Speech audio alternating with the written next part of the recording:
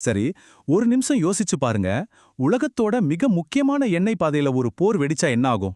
அதுவும் நம்மள மாதிரி 140 கோடி மக்கள் இருக்கிற நாட்டுக்கு எனர்ஜி சப்ளை எப்படி கிடைக்கும்? இது ரொம்ப பெரிய கேள்வி இல்லையா? இதற்கான ஒரு அவசர கால திட்டத்தை பத்தி தான் நாம இன்னைக்கு ரொம்ப ஆழமா பார்க்க போறோம். ஓகே, வாங்க கதைக்குள்ள போலாம். இந்த எல்லா பிரச்சனைக்கும் ஆரம்ப புள்ளி எது தெரியுமா? வெறும் 13 நாளைக்கு முன்னாடி நடந்த ஒரே ஒரு சம்பவம் தான். இந்த சண்டையால மொத்த உலகத்தோட எனர்ஜி செக்யூரிட்டியுமே ஒரு பெரிய கேள்விக்குறியாகிடுச்சு. ஏன்னா இந்த ஹார்முஸ் ஜலசந்தின்னு சொல்றாங்களே, இது சாதாரணமான வழி இல்ல.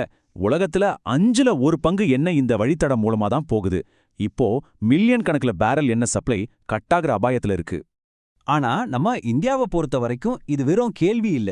இது நம்ம உயிர் வாழ்றதுக்கான ஒரு முக்கியமான சவால்.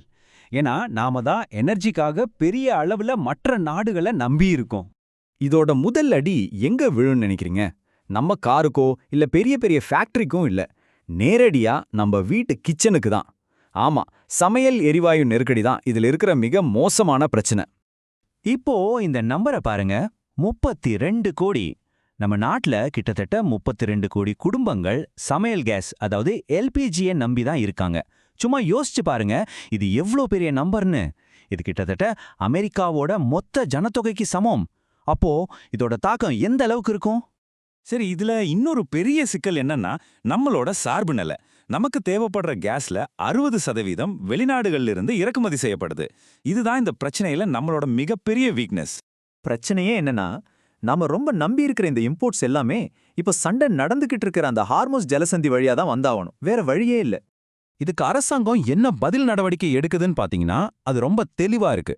இது ஒரு திட்டமிட்ட அரசியல் முடிவு தான். அதாவது ரெஸ்டாரண்ட்ஸ், ஃபேக்டரிஸ் மாதிரியான பெரிய இடங்களுக்கு கேஸ் சப்ளையை 30லிருந்து 100% வரைக்கும் கட் பண்ணிட்டு அந்த கேஸை சாதாரண மக்களுக்கு, அதாவது நம்ம வீடுகளுக்கு கொடுக்க போறாங்க. சரி, ஒரு பக்கம் சமையல் கேஸ் பிரச்சனை ரொம்ப மோசமா இருந்தாலும் இந்தியாவோடைய மொத்த எனர்ஜி ஸ்ட்ராட்டஜி எப்படி இந்த புயலை சமாளிக்க தயாரா இருக்குன்னு அடுத்ததா பார்க்கலாம். இப்ப பாருங்க, இது 2 விதமான நெருக்கடி. ஒரு பக்கம் சமையல் கேஸுக்கு உடனடியா பற்றாக்குறை ஏற்பட்டு ஒரு பெரிய வலி இருக்கு. ஆனா இன்னொரு பக்கம் கச்சா எண்ணெய் விஷயத்துல நம்ம நிலைமை கொஞ்சம் பரவாயில்ல, ரொம்பவே வலுவா இருக்கு. எப்படின்னா, நம்ம கிட்ட கிட்டத்தட்ட 40லிருந்து 45 நாளைக்கு தேவையான கச்சா எண்ணெய் கையிருப்புல இருக்கு. அதனால இந்த ஆரம்பகட்ட அதிர்ச்சியை சமாளிக்க இது ஒரு பெரிய பலமா இருக்கும். இதுல அரசாங்கத்தோட மிகப்பெரிய மாஸ்டர் ஸ்ட்ரோக் என்னன்னா, ரஷ்யா பக்கம் திரும்புறதுதான். ஒரு நாளைக்கு கிட்டத்தட்ட 1.2 மில்லியன் பேரல் எண்ணெய ரஷ்யா கிட்ட இருந்து அதிகமா வாங்க முடியும்.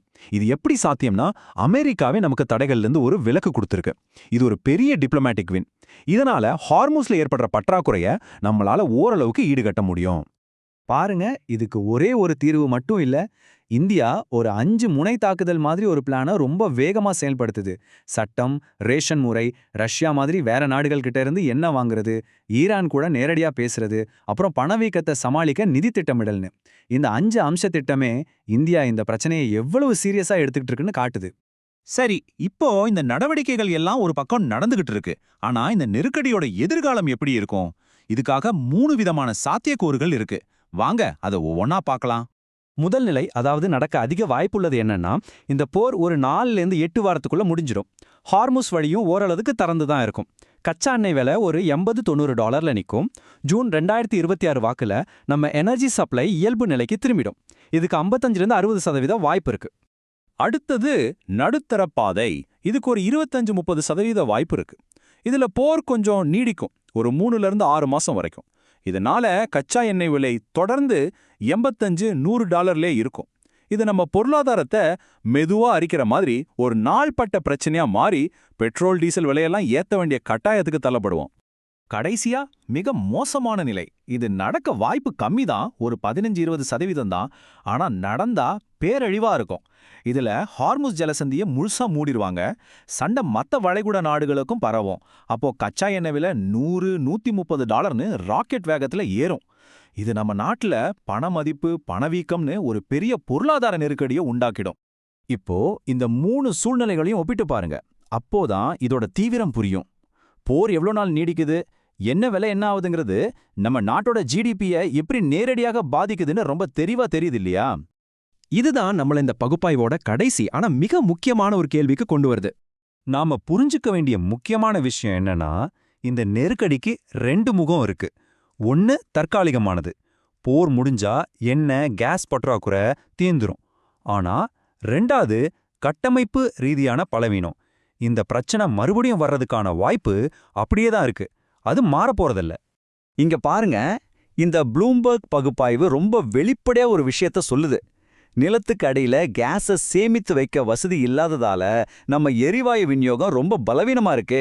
இந்தியா நினைச்சிருந்தா இந்த பலவீனத்தை குறைச்சிருக்கலாம் அப்படின்னு சொல்றாங்க. இது ரொம்ப முக்கியமான பாயிண்ட். இந்த நெருக்கடி நமக்கு எதையெல்லாம் வெளிச்சம் போட்டு காட்டியிருக்கு. சமையல் கேஸான எல்பிஜிக்கு நம்ம கிட்ட எந்தவிதமான மூலப்போராய கையிருப்பும் இல்ல. இயற்கை எரிவாயுவுக்கும் அதே நிலைமை தான். அது மட்டும் இல்லாம நம்ம இறக்குமதிகள் எல்லாமே ஒரே ஒரு பதட்டமான பகுதியிலிருந்து தான் வருது. போர் முடிஞ்சாலும் இந்த பிரச்சனைகள் எல்லாம் அப்படிதான் இருக்கும். கடைசியா இது நம்ம முன்னாடி ஒரு பெரிய கேள்வியே வைக்குது. நாம இந்த நெருக்கடிய அப்போதைக்கு சமாளிக்க வேண்டிய ஒரு பிரச்சனையா மட்டும் பார்க்க போறோமா, இல்ல இது நமக்கு கிடைச்ச ஒரு எச்சரிக்கை மணி, இதை ஒரு வாய்ப்பா எடுத்துக்கிட்டு நம்மளோட எரிசக்தி பாதுகாப்புல ஒரு நிரந்தர மாற்றத்தை கொண்டு வர போறோமா? இதுதான் நம்ம பதில் சொல்ல வேண்டிய கேள்வி.